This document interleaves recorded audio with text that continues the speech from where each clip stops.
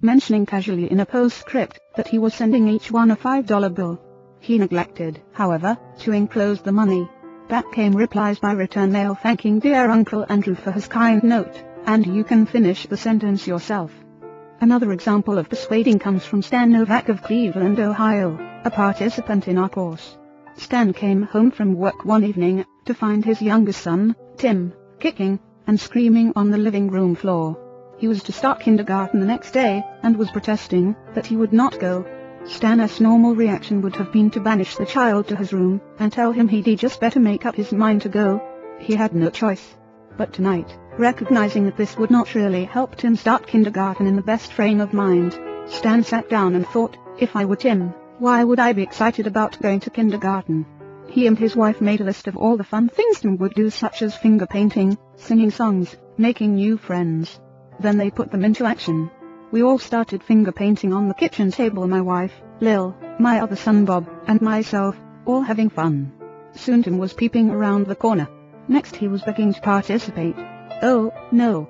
You have to go to kindergarten first to learn how to finger paint. With all the enthusiasm I could muster, I went through the list talking in terms he could understand, telling him all the fun he would have in kindergarten. The next morning, I thought I was the first one up. I went downstairs and found him staying sound asleep in the living room chair. What are you doing here? I asked. I am waiting to go to kindergarten.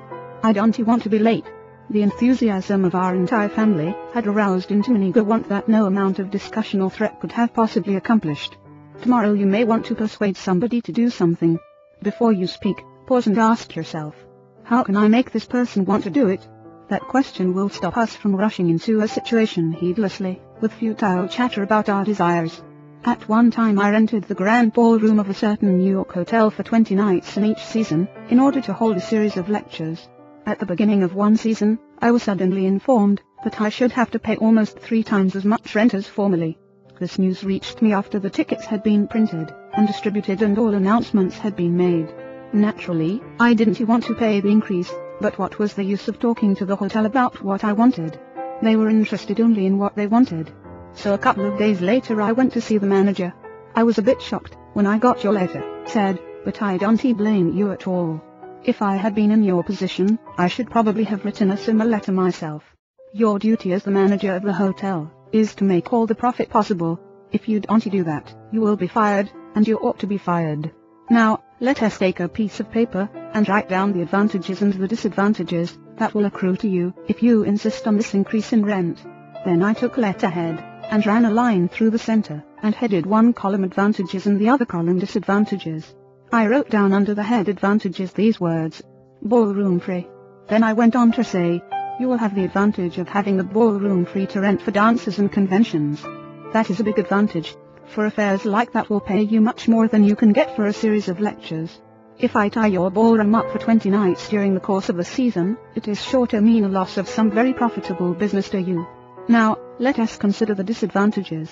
First, instead of increasing your income from me, you are going to decrease it. In fact, you are going to wipe it out, because I cannot pay the rent you are asking. I shall be forced to hold these lectures at some other place. There is another disadvantage to you also. These lectures attract crowds of educated and cultured people to your hotel. That is good advertising for you, isn't it? In fact, if you spend $5,000 advertising in the newspapers, you couldn't bring as many people to look at your hotel as I can bring by these lectures.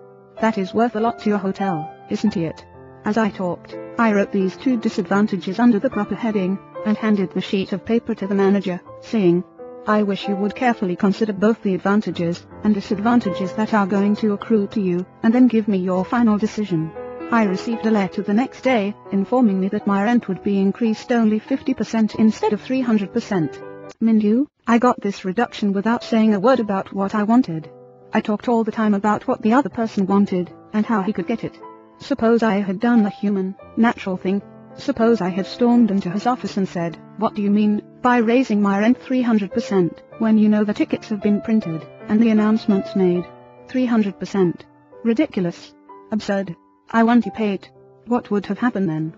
An argument would have begun to steam, and boil and sputter, and you know how arguments end. Even if I had convinced him that he was wrong, his pride would have made it difficult for him to back down and give in. Here is one of the best bits of advice ever given about the fine art of human relationships.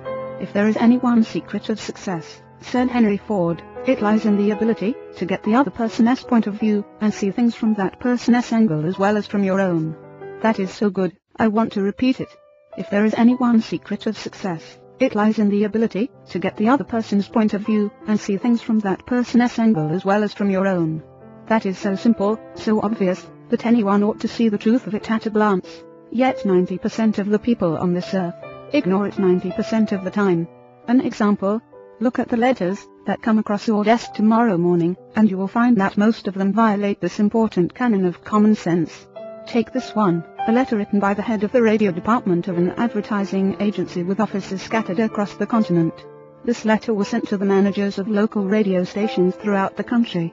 I have set down, in brackets, my reactions to each paragraph.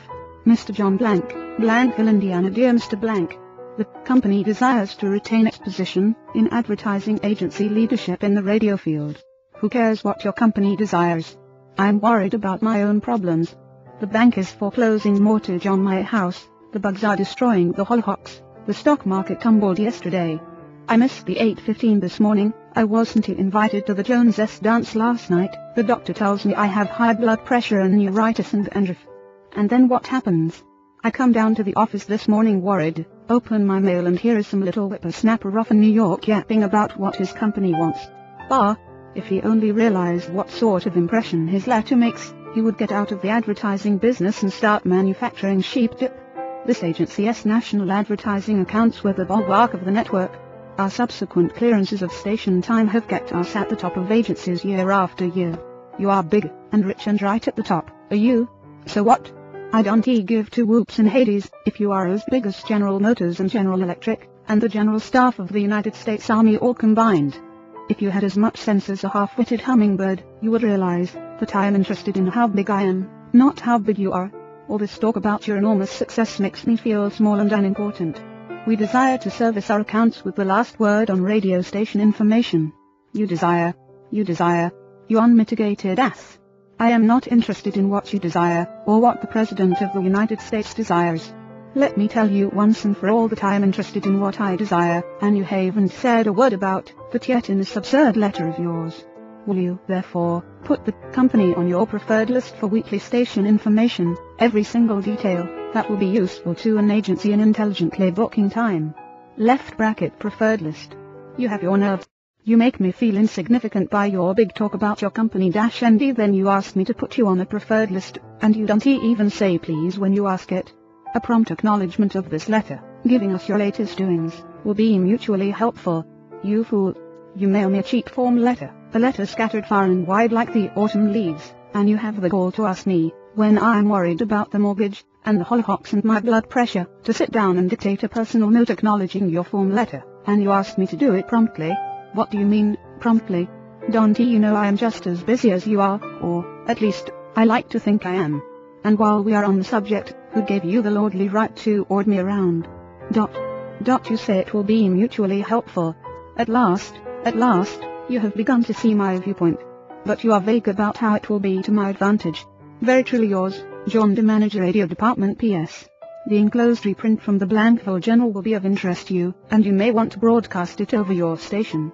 Finally, down here in the postscript, you mention something that may help me solve one of my problems. Why didn't you begin your letter with, "But what's the use?" Any advertising man who is guilty of perpetrating such drivel as you have sent me has something wrong with his medulla oblongata.